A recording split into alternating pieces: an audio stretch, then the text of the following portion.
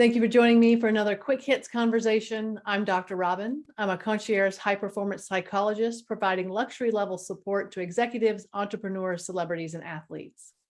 With me today, I have Lauren Schieffer. She is known as the Colonel's daughter. She is a certified speaking professional doing keynotes and training, focusing on significant leadership.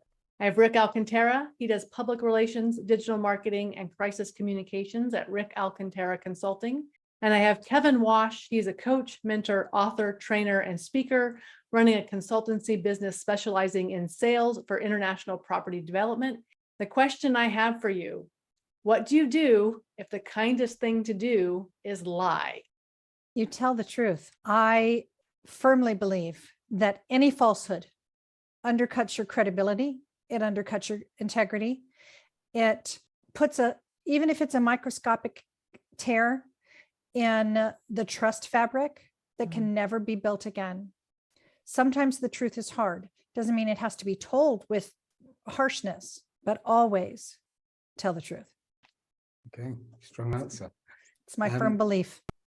Mine's slightly different to yours, Lauren. There's a kind of quote that I like to live by, and it says, if you have the choice between being right and being kind, always choose kind, because then you'll always be right.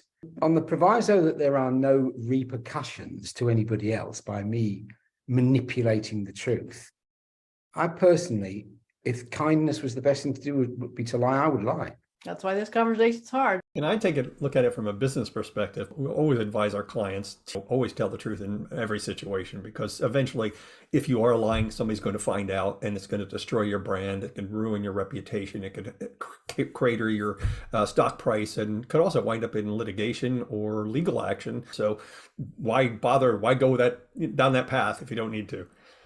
Well, I didn't ask the question, is it easy to lie? I said, was it kind to lie? That's a different thing. I'm sure it's easy to lie, especially if you're a politician.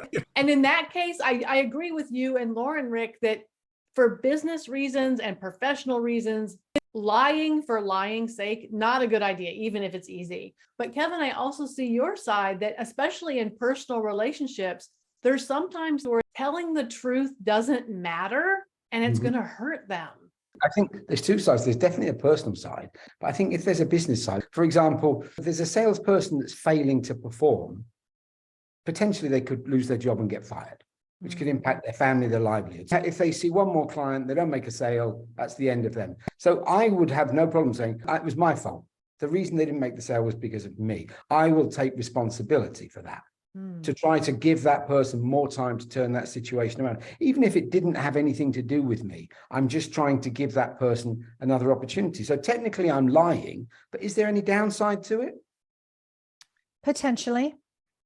Okay. Please hear my heart. I have a piece of paper on my desk that you can't see that says, if I can choose to be anything I want to be, I choose to be kind. Mm-hmm. I believe that. But if there is, in the scenario that you gave us, what if there is a flaw in that salesperson's approach or that salesperson's demeanor that could lose the company clients? So you saying it's my fault puts him in front of another client, which could potentially be lost for the entire company. Whereas if we could find a way to tell the truth and be kind, perhaps we can salvage both the salesperson and future clients for the company. It's not an easy question. No. I've learned in certain situations there's a third option, which is to opt out, especially when the question is, does this dress make me look fat? I don't answer that question. So there's no kind or right answer for that. And that would be a choice of mine also. Yeah. I exercise that option. Not often as I should, I'm afraid, but often. If I ask someone, how are you? And they say, I'm fine, and they clearly are not fine, it would be a lie of omission for me to just be like, okay, great. And so sometimes I will ask them, is that what you want me to believe right now? And I give them the opportunity to say, I know that's not the truth, and I'm not going to collude with you in that lie. But if you want me to believe it right now, I'm going to let it slide. Yeah. That's good. There's also, and also there are some people that feel that it's necessary to lead with the truth. I work with a colleague, a Dutch person, this one, Robyn, for connection for you there. And Dutch people tend to be very open, very honest. And this particular guy was Yes. completely honest. This visitor came over and this Dutch colleague was taking him around, introducing him to team members. So he came across one of the team members, a marketing manager, and the Dutch guy said, this is whatever her name is. She's got 2 children by 2 different fathers and she's not married. And then there was this stunned silence.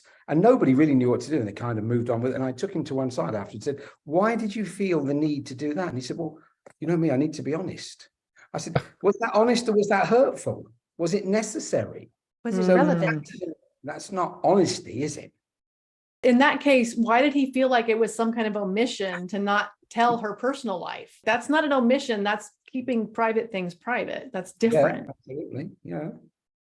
That's the way some people are, I guess. If you stick to the truth, the nice thing is you don't need to have a great memory because you're always telling the truth. And nothing's going to come back. You're not thinking, what did I say? What did I say? The example I used about the salesperson is really just trying to help somebody because I'm just giving them another opportunity to maybe turn their life around. And if it doesn't work, they get one more shot. If they don't take it on that one more shot, I don't believe they'll do too much damage to the company if they fail with the next client, but they may just turn it round on that one last go. If they don't, then at least I can look them in the eye and say, well, I tried. That's where I would take it. But it's a tough question. It is a tough question because I do feel like there are a lot of times when people lie because it's the easy thing to do. I feel like if you're going to tell someone a fib about, oh, you look great or whatever, it has to be in a situation where it doesn't matter.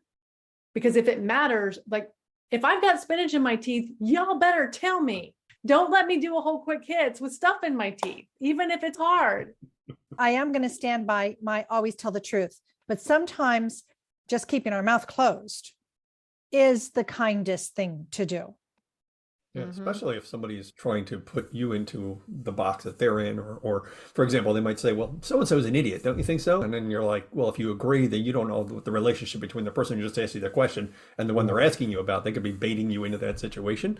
Or they'll just go back and tell that person and say, oh yeah, he agreed with me. It's better just not to comment. I would agree with that, Rick. When people are asking you, that's a different thing. It's somebody asking you for an opinion on something. And sometimes we know people are trying to lead your answer so that they can say, well, yeah, he agreed with me or she agreed with me. And we've all decided we think you're rubbish and it's time for you to go, type of thing. And let me ask you this one, a moral dilemma. You know that your friend's partner, male or female, whatever, is in an extramarital relationship. You know it. You don't get involved in it, you don't discuss it, you keep your mouth shut. But what do you do if the person, your friend, asks you directly? How do you deal with that? That's a tough one. I probably would say to them, yeah, they are doing it. Yeah, I would have to tell the truth in that situation, but I would have to be backed into a corner before I did that because it's not my relationship. It's not my truth to tell. If asked point blank, I'm not going to lie. I would posture it as this is the truth as I know it. I know that there are 3 sides to every story, yours, mine, and the truth. Yes. So this is my truth. This is what I saw. And I always come back to the business side of things. In certain situations, when you're in a corporate environment, it's a nonprofit, whatever it is, you don't know who's dating whom, you don't know who's related to who, and you say something off the cuff about somebody, and then it gets back to that person, and like all of a sudden, now you're in hot water because you trusted this individual, but you had no idea of the dynamics going on inside that organization. Yeah. If you know that is the truth, but potentially the damage that can be caused by your answer, that's where, is it kind in that situation to say, I don't know? I personally would say, I don't know. See, Kevin, in this moral quandary that we've created for ourselves, my first instinct would be go to the cheating spouse. Yes, absolutely. And say, this will come out. We have It's a not going to problem. come from me. Yes. I'm not going to volunteer any information, but it will come out. So the best recommendation that I can make to you is to be truthful in all your relationships.